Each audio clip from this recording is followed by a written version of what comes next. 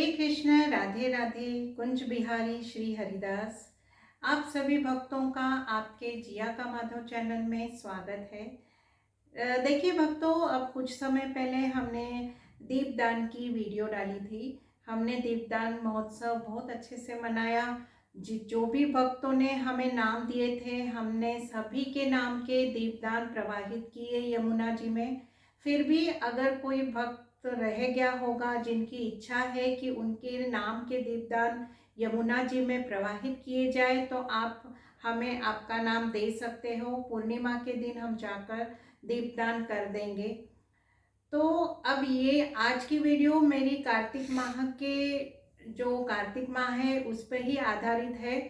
तो देखिए भक्तों, कार्तिक माह में कहा जाता है कि एक कहानी है जो लपसी और तपसी के ऊपर है। ये कहानी भक्तों ने जो भी कार्तिक स्नान करते हैं, पूजा पाठ करते हैं और दान धर्म करते हैं, तो उन सभी भक्तों ने ये कहानी जरूर सुननी चाहिए। इसीलिए आज मैं वही कहानी आपके सामने लाई हूँ आपको सुनाने के लिए। मेरी तो यही हमेशा प्रयत्न रहता है मेरा कि मैं जो भी मुझे ज्ञान मिले, जो भी मुझे कथा कहीं से जो भी मुझे समझ में आती है, जो मैं सुनती हूँ, तो मैं चाहती हूँ कि वही मैं अपने भक्तों को भी सुनाऊँ, उनको भी उस बारे में ज्ञान दूँ।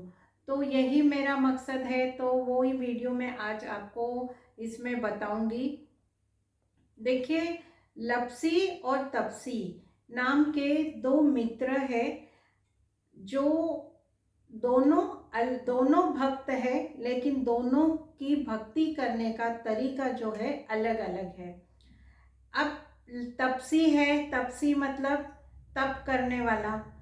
तपसी जो है वो तपस्या करता है, साधना तपस्या में लीन रहता है। इस तरह से वो अपनी भक्ति करता है। लेकिन लपसी, लपसी मतलब कि जो खाते हैं, जो खाते रहता है, तो वो लपसी है। तो वो जो है वो भी भक्ति करता है, लेकिन उसका भक्ति करने का तरीका ऐसा है कि वो सवा से दही लेकर आता है, दही की वो लस्सी बनाता है, पहले ठाकुर जी को भोग लगाता है और फिर वो ग्रहण करता है।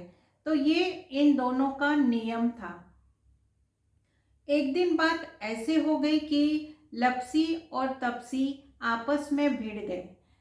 दोनों ने ये आपस में बात करने लग गए कि लपसी कहने लगा कि मेरे में भक्ति ज़्यादा है, मैं भगवान का सच्चा भक्त हूँ। और तपसी कहने लगा कि नहीं, मेरी भक्ति अच्छी है, मैं भगवान का सच्चा भक्त हूँ। तो इस बात पे दोनों में बहस हो गई और दोनों लड़ने लग गए। अब उसी समय नारद मुनि, नारद जी पृथ्वी पे भ्रमण कर रहे थे।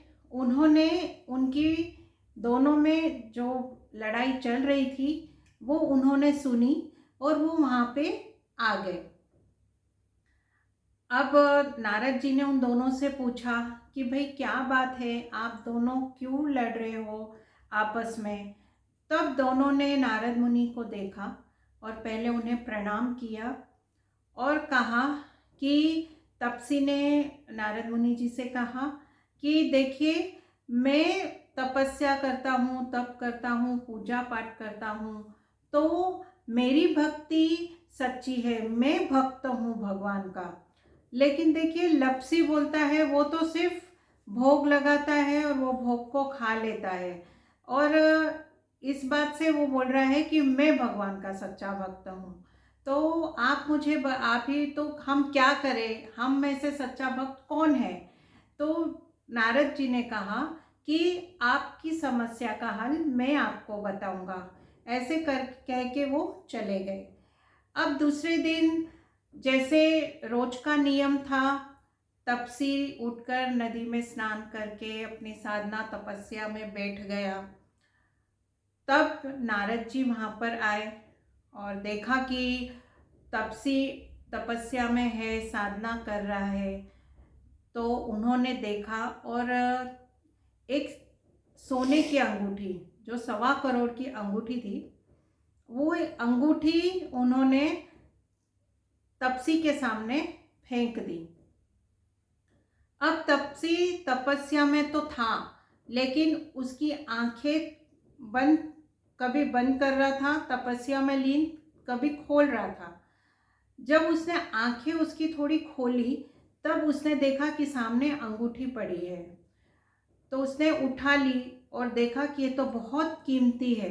तो उसने उसी वक्त अपने गोडे के नीचे अंगूठी को छुपा दिया और फिर तपस्या में लीन हो गया। अब नारद जी ने ये देखा और नारद जी वहाँ से चले गए। अब नारद जी लप्सी के पास गए।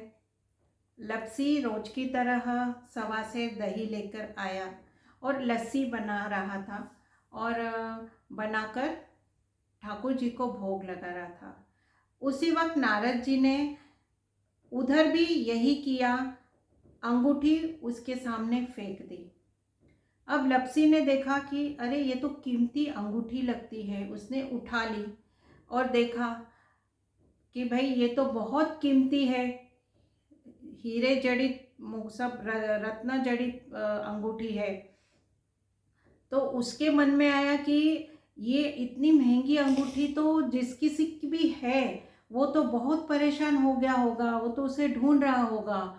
तो उसने ये सोचा कि मैं ये अंगूठी सरपंच के पास जाकर देता हूँ। वो उसी वक्त वहाँ से उठा और वो अंगूठी को सरपंच के पास लेकर गया। उसने सरपंच को दे दी कि ये जिस किसी की भी है आप उन्हें दे दीजिए। ऐसा कहकर वो तपसी के पास चला गया, जहाँ पे तपसी साधना कर रहा था।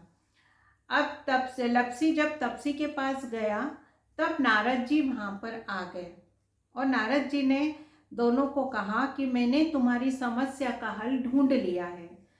तब तपसी ने कहा कि फिर आप बताइए कि हम दोनों में से सच्चा भक्त कौन है। तब नारद जी ने कहा कि सच्चा भक्त तो लप्सी है। अब इस पर से तपसी बहुत हैरान हो गया। तपसी ने कहा कैसे, तपस्या तो मैं करता हूँ, साधना तो मैं करता हूँ, फिर ये कैसे सच्चा भक्त हुआ। तब नारद जी ने सारी घटना उनको बताई, जो भी अंगूठी उन्होंने फेंकी थी और किस तरह तपसी ने अपने गोडे के नीचे छुपाई। और नारद जी ने तपसी को लप्सी के बारे में भी सब बताया, सब वो विधान बता दिया जो घटित हुआ था। जब तपसी ने ये सारा सुना तो वो बहुत शर्मिंदा हो गया और नारद जी से उसने क्षमा मांगी और कहा कि मैं बहुत मेरे किए पे शर्मिंदा हूँ, मैंने ऐसे नहीं करना चाहिए था। इससे तो मैंने इतने साल जो तपस्या की उसका तो अभी मुझे कुछ भी फल नहीं मिलेगा। तो हे प्रभु जी मुझे बताइए कि अब मैं क्या करूं, कैसे मुझे तपस्या का फल मिलेगा और कैसे इस पाप से मैं मुक्त हो जाऊंगा।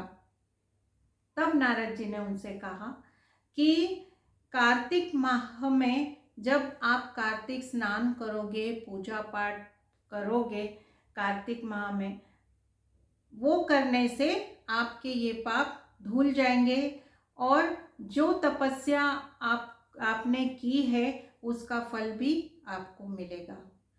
ये सुना जब तपसी ने, तब उसने कार्तिक माह का वेट किया, प्रतीक्षा की। कार्तिक माह आया, तपसी ने अपने सारे मन से पूरे प्रयत्न के साथ उन्होंने सारे पूजा पाठ की, कार्तिक स्नान किया, पूरे महीने उन्होंने अपने मन से भक्ति की और बाद में सब होने के बाद कार्तिक माह के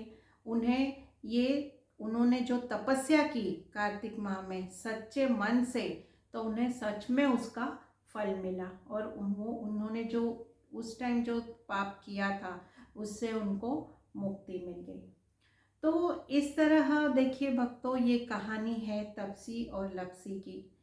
इससे हमें यही सीख मिलती है, यही हमें समझ में आता है कि देखिए एक जगह बैठने से, साधना करने से, भक्ति करने से कुछ प्राप्त नहीं होता। उसे सच्ची भक्ति या सच्चा भक्त नहीं कहा जाता, बल्कि जो सच्चे मन से, जिनके मन में कपट, लोभ, लालच, घमंड जिनके मन में ये नहीं है और जो सच्चे भाव से जो भक्ति करता है वही भगवान का सच्चा भक्त कहा जाता है। तो इससे हमें ये समझ में आता है। तो इसीलिए मैंने आपको ये कहानी बताई। कहा जाता है कि कार्तिक माह में ये जो कथा है ये ज़रूर सुननी चाहिए। इससे जो कार्तिक स्नान और पूजा पाठ करते हैं उन्हें इसका फल मिलता है, दोगुना फल मिलता है।